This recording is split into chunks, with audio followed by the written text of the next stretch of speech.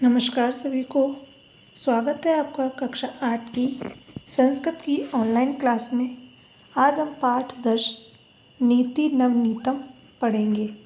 नीति नवनीतम का अर्थ होता है नीति श्लोक। प्रस्तुत पाठ मनुस्मृति के कतिपय श्लोकों का संकलन है जो सदाचार की दृष्टि से अत्यंत महत्वपूर्ण है। ये जो पाठ है इसमें मनुस्मृति के कुछ श्लोकों को इकट्ठा किया गया है जो सदाचार की दृष्टि से बहुत ही ज़्यादा महत्वपूर्ण है।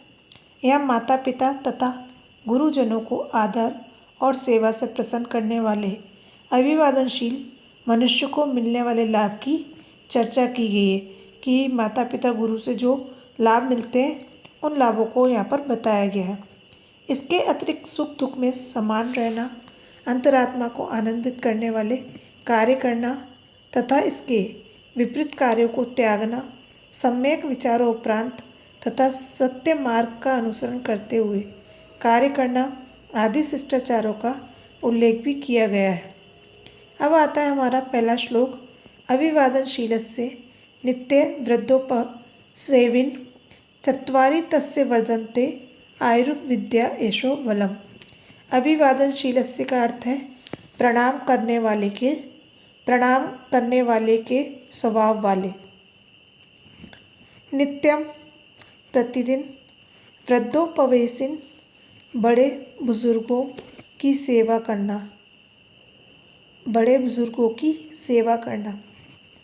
चत्वारी चार, तस्य उसकी, वर्धन्ते बढ़ते हैं, आयुर्विद्या यशो बलम।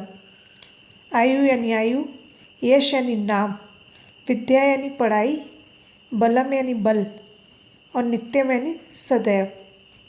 अब इसमें लेखक कह रहे हैं कि अभिवादनशील तथा प्रतिदिन बड़े बुजुर्गों की सेवा करने वाले व्यक्ति की आयु, विद्या, यश और बल चारों चीज़ें बढ़ती हैं।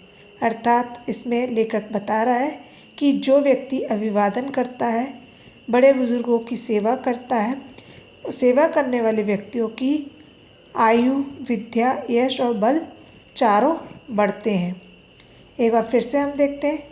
इसमें बताया गया है कि अभिवादनशील तथा प्रतिदिन बड़े बुजुर्गों की सेवा करने वाले व्यक्ति की आयु, विद्या, यश और बल ये चारों ही चीज़ें बढ़ती हैं। अब आता है हमारा दूसरा श्लोक। यम माता पितरो कलेशम सहेते संभवे नृणाम न तस्य निष्कृति शक्या कर्तुम वर्ष सतेरपि। अब यहाँ पर सबसे पहले हम अर्थ देखेंगे। यम, यम का अर्थ है जिस। माता पितरो माता पिता, कलेशम यानी कष्ट, और सहेते यानी सहन करना, संभवे जन्म देने में, नृणाम मनुष्यों के,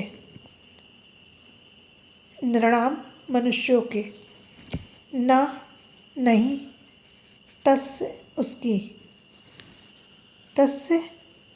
उसकी, निष्कृति बदला,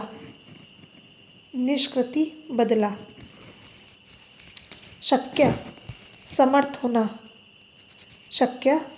होना, कर्तुम करने में, वर्ष शतम अपि 100 वर्षों में भी, और ना यानी नहीं। अब इस श्लोक में लेखक कह रहे हैं यम माता पितरो कलेशम सहते संभवे नृणाम। मनुष्यों की उत्पत्ति तथा पालन पोषण करने में माता पिता जिस कष्ट को सहते हैं, न तस्य निष्कृति शक्या कर्तुम वर्षेर शर्ते अपि, सहते हैं उसका बदला चुकाने में मनुष्य 100 वर्षों से भी समर्थ नहीं हो सकता। अर्थात इसमें लेखक कह रहे हैं कि मनुष्य जो है, मनुष्यों की उत्पत्ति तथा पालन पोषण करने में माता पिता जिस कष्ट को सहते हैं, जिस परेशानी को सहते हैं, उसका बदला चुकाने में मनुष्य अर्थात बच्चा 100 वर्षों में भी समर्थ नहीं हो सकता, 100 वर्षों में भी वो इस बदले को चुकाने के लिए सक्षम नहीं हो सकता। अब आता है हमारा तीसरा श्लोक। तयो नित्यम प्रियम कुर्यात् च आर्यस्य च सर्वदा तेष्वेव तीषु तुष्टेषु तप सर्वम समाप्यते। अब यहाँ पर अर्थ देखते हैं। तयो यानी उन दोनों, नित्यम यानी प्रतिदिन, प्रियम यानी प्रिय, कुर्यात् च सर्वदा, कुर्यात् यानी करना चाहिए, आर्यस्य यानी गुरु का, च यानी और, सर्वथा यानी हमेशा, तेष्वेव, तेषु प्लस एव, तो तेषु यानी उन, तेषु यानी उन, त्रिषु यानी तीन, तुष्टेषु यानी संतुष्ट होने पर, तप यानी तपस्या, सर्वम यानी सारी, समाप्यते यानी समाप्त हो जाती है। अब हम देखते हैं इसका अर्थ।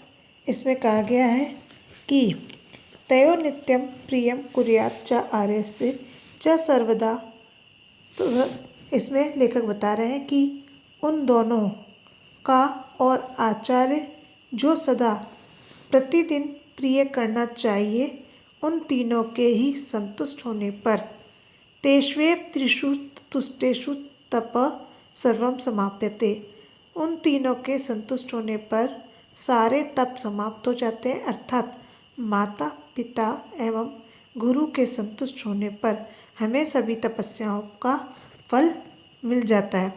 एक बार हम फिर से देखते हैं। तयो नित्यम प्रियम कुर्यात् च आर्यस्य च सर्वदा, उन दोनों का और आचार्य को, उन दोनों कौन, माता पिता, माता पिता और आचार्य को सदा प्रतिदिन प्रिय करना, उन तीनों के ही संतुष्ट होने पर सारे तप समाप्त हो जाते हैं, अर्थात माता पिता व गुरु के संतुष्ट होने पर हमें सभी तपस्याओं का फल मिल जाता है। अब आता है हमारा अगला श्लोक, चौथा। सर्वम पर वंशम दुखम सर्व आत्मा वंशम सुखम एतत् विद्या समानेन लक्ष्मण सुख दुखयो। अब हम इसका अर्थ देखते हैं। सर्वम यानी सारा, परवंशम यानी दूसरों के वंश में,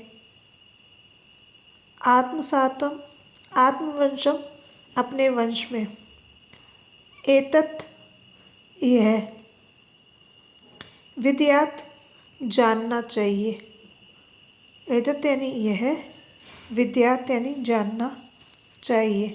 ये यहाँ पर संधि विच्छेद करेंगे तो एतत् प्लस विद्यात प्लस समानेन, इसमें संधि विच्छेद करते हैं तो एतत् प्लस विद्यात प्लस समानेन, तो एतत् यानी यह, विद्यात यानी जानना चाहिए, समानेन यानी संक्षेप में, सुदुख है वो, सुख दुख, और लक्षणम यानी लक्षण। तो अब हम इसका पूरा अर्थ देखते हैं। इसमें लेखक कह रहे हैं दूसरों के वश में सारा दुख होता है और अपने वश में सब कुछ सुख होता है।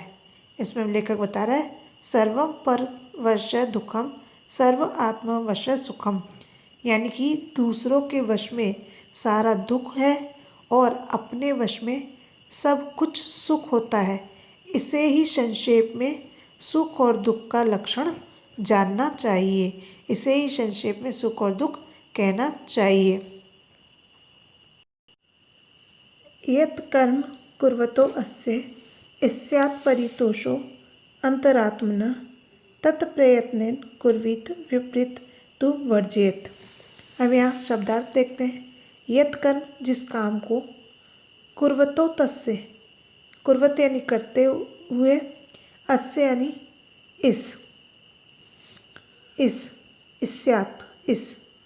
स्यात् यानी हो, परितोष यानी संतुष्ट, अंतरात्मना यानी आत्मा का, तत् यानी तब, वह, प्रयत्नेन। अब यहाँ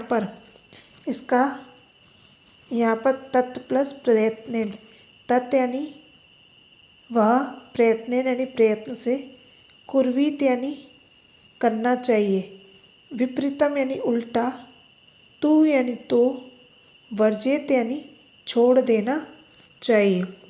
तो इसमें लेखक कह रहे हैं जिस काम को करते हुए अपनी अंतरात्मा का संतोष हो उस काम को तो प्रयत्नपूर्वक करना चाहिए, उससे विपरीत हो तो उसे छोड़ देना चाहिए।